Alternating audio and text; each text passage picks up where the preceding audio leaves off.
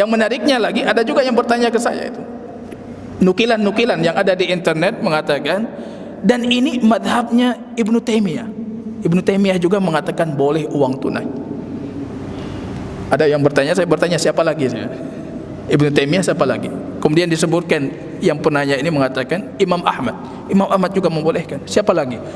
Umar bin Abdul Aziz juga membolehkan. Siapa lagi? Hasan Al-Basri juga membolehkan. Siapa lagi? Atha ibnu Abi Rabah juga membolehkan.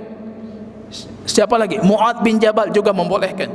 Jadi semua yang membolehkan itu saya kumpulkan. Siapa yang membolehkan? Fulan, fulan, fulan, fulan. Karena saya tahu orang yang dikatakan ini membolehkan membayar uang tunai, mereka bukan orang yang ingin menyelisihi hadisnya baginda Rasul. Ini pasti ada sesuatu yang enggak beres ini. Ini ada sesuatu ini. Kok Ibnu Taimiyah membolehkan membayar uang tunai?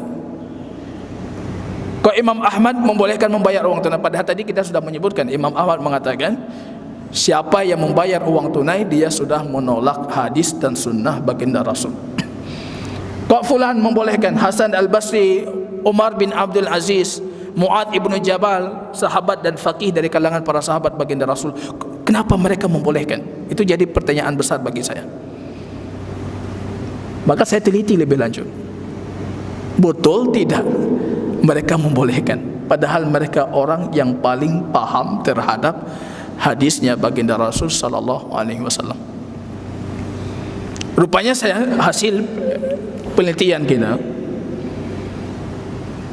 rupanya saya dapatkan tidak ada satu pun sanad riwayat yang sahih dari kalangan para sahabat dan tabi'in yang membolehkan. Enggak dapat itu.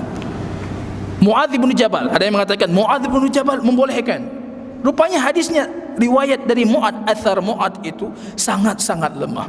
Enggak bisa kita jadikan panduan. Kemudian ada yang mengatakan Atha ibnu Abi Rabah membolehkan.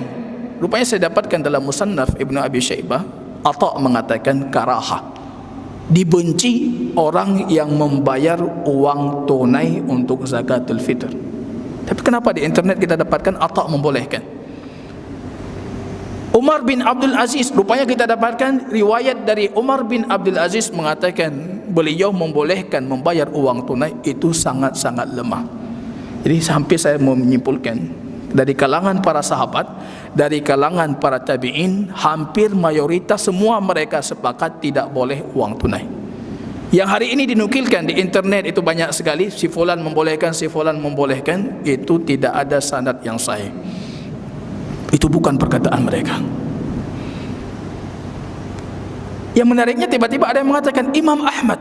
Imam Ahmad, coba lihat semua kitab madhab Hambali, siapa yang membolehkan? Kalau Imam Ahmad sendiri orang yang sangat gentol, membenci siapa yang membayar dalam bentuk uang tunai. Yang lucunya ada juga yang mengambil pandangannya Ibnu Taimiyah. Tiba-tiba dalam pembahasan kecil ini sudah jadi pengikut Ibnu Taimiyah. Selama ini ada yang mengkafirkan Ibnu Taimiyah, ada yang menjahilkan Ibnu Taimiyah, ada yang mengatakan beliau bukan alim, beliau bukan mujtahid, beliau bukan ini, beliau bukan itu.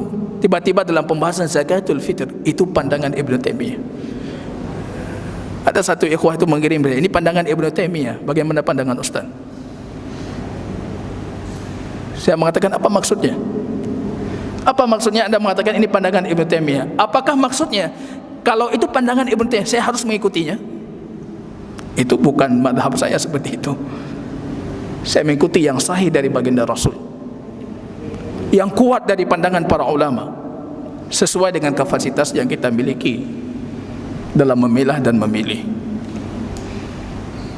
Apa maksudnya Anda mengirim ini pandangan Ibnu Taimiyah? Seolah-olah mereka ingin mengatakan Anda mengatakan tidak boleh zakatul fitr dengan uang tunai, Anda menyelisihi Ibnu Taimiyah. Apa masalahnya kita menyelisihi Ibnu Taimiyah? Apa masalahnya? Tidak ada masalah. Yang penting jangan menyelisihi Rasulullah. Jangan menyelisihi Rasulullah. Rupanya ini menarik juga. Karena Ibnu Taimiyah itu kalau sudah tahu hadis, beliau berhenti di hadis. Kenapa tiba-tiba punya pandangan yang menyelisihi? Saya buka Majmu' Fatawa Ibnu Taimiyah. Rupanya nukilan mereka salah, bukan nukilan betul. Mereka menukilkan pertanyaan kepada Ibnu Taimiyah, ditanyakan tentang zakat arud tijarah. Arud tijarah, Anda berdagang, Anda punya barang dagangan Anda, dan Anda harus membayar zakat dari hasil yang Anda dapatkan. Itu zakat arud tijarah. Beliau menjawab secara detail, Ibnu Taimiyah, madhab kami, maksud beliau itu madhabnya Imam Ahmad. Ada 3 pandangan para ulama, kata beliau, dalam madhab Imam Ahmad. Ada yang mengatakan tidak boleh Anda membayar harganya mutlakan, tidak boleh dengan harga. Ada yang mengatakan boleh mutlak dengan harga, apapun bentuk arud tijarah boleh dengan harga. Ada yang mengatakan boleh dengan harga kalau itu ada kemaslahatannya, dan itu yang dikuatkan oleh Ibnu Taimiyah. Boleh dengan harga kalau itu ada maslahatnya. Orang mengambil pendapat Ibnu Taimiyah, jawaban beliau ini boleh dengan harga, artinya boleh kita membayar tunai kalau ada maslahat. Yang menariknya mengatakan ini madhabnya Ibnu Taimiyah, ini madhabnya Imam Ahmad yang dikuatkan oleh Ibnu Taimiyah.